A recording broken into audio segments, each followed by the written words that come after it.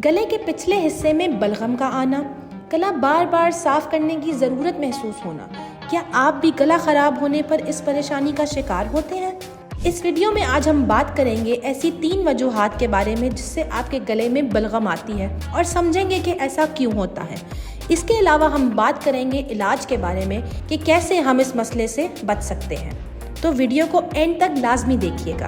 देखें, जब आप एंटीबायोटिक्स लेते हैं तो वो इन्फेक्शन ख़त्म करने के साथ साथ बहुत से साइड इफ़ेक्ट की वजह भी बनते हैं।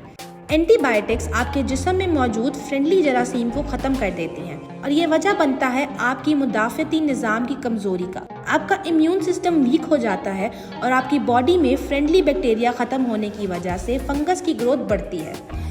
हम एक एक करके इन पे बात करेंगे और जानेंगे कि कैसे इन हैवी मेडिसिन्स के बगैर आप अपने गले में आने वाले बलगम से छुटकारा हासिल कर सकते हैं। अब बात कर लेते हैं इसके कॉजेज़ के बारे में।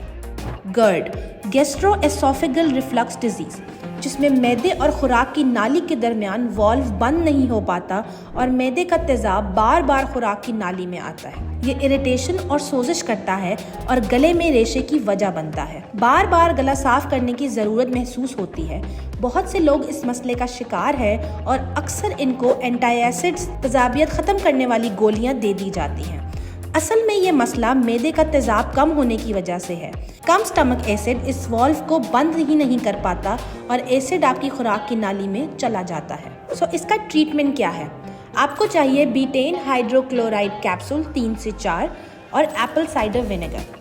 आप 3 से 4 कैप्सूल्स खाने से पहले ले सकते हैं और साथ ऐड कर सकते हैं एप्पल साइडर विनेगर। ये आपके मैदे की पीएच को बैलेंस रखता है और मैदे में एसिड्स के लेवल को बराबर रखता है। ये एक आसान और सस्ता हल है एसिड रिफ्लक्स को ट्रीट करने का और बहुत से लोग इससे फ़ायदा उठा रहे हैं। पोस्ट नेज़ल ड्रिप, ये एक ऐसी मेडिकल कंडीशन है जिसमें आपकी नाक की कैविटीज़ के पिछले हिस्से से रेशा टपकता है और आपको खांसी करने पर मजबूर करता है। ये वायरल बैक्टीरिया की वजह से होता है और उन बायोफिल्म की वजह से होता है जो हमारे फ्रेंडली जरासीम ने एंटीबायोटिक से बचने के लिए बनाई होती हैं। आपके हलक में हर वक्त रेशा टपकता रहता है। रात में आप स्नोरिंग करते हैं, सांस नहीं ले पाते सही से। इसकी वजह फंगल ग्रोथ और बायोफिल्म्स का डिस्टर्ब होना है। अगर आपका रेशा येलोइश है या ग्रीनिश है तो ये बैक्टीरियल इन्फेक्शन की वजह से है और अगर साफ रंग का यानी ट्रांसपेरेंट रेशा है तो ये वायरल इन्फेक्शन हो सकता है। लेकिन ये कोई एक्यूरेट नहीं है कि कभी आप दोनों इन्फेक्शंस का इकट्ठे शिकार भी हो सकते हैं। ट्रीटमेंट के लिए अगर तो मसला ज़्यादा सवेयर नहीं है तो आप नॉर्मल सलाइन सोल्यूशन से गार्गल कर सकते हैं। आप सॉल्ट वाटर से नेज़ल रिंस कर सकते हैं, मतलब आप अपनी नाक को अच्छे से अंदर से धो सकते हैं। इसके लिए मार्केट में नेज़ल रिंस बॉटल मिलती हैं जिससे आप एक नथने में पानी डालते हैं और दूसरे से बाहर निकाल लेते हैं। एक और बहुत इफेक्टिव तरीका है कि आप बेबी शैम्पू यूज़ कर सकते हैं नेज़ल रिंस के लिए। रेगुलर शैम्पू इसलिए रिकमेंडेड नहीं है क्योंकि इसमें मौजूद केमिकल्स नाक के अंदर इरिटेशन कॉज कर सकते हैं और इन्फ्लेमेशन की वजह बन सकते हैं। इसमें आप 2 टीस्पून बेबी शैम्पू 4 कप नीम गर्म पानी में मिक्स कर लें और दिन में 3 से 4 दफ़ा नाक के अंदर से अच्छे से धोएं। ये साइनसेस में जमे हुए रेशे को अच्छे से डाइल्यूट कर देगा और लूज कर देगा और अगर आप बेबी शैम्पू में सॉल्ट भी डाल लें तो ये कॉम्बिनेशन मोस्ट इफेक्टिव हो सकता है। माहौलियाती आलूदगी भी गले में रेशे की एक वजह बनती है और आपको इससे बचने के लिए अपना इम्यून सिस्टम स्ट्रॉन्ग करना पड़ेगा। उसके लिए बेहतरीन तरीका है प्रोलॉन्ग्ड फास्टिंग, यानी लंबा रोज़ा रखें, खुद को भूखा रखें।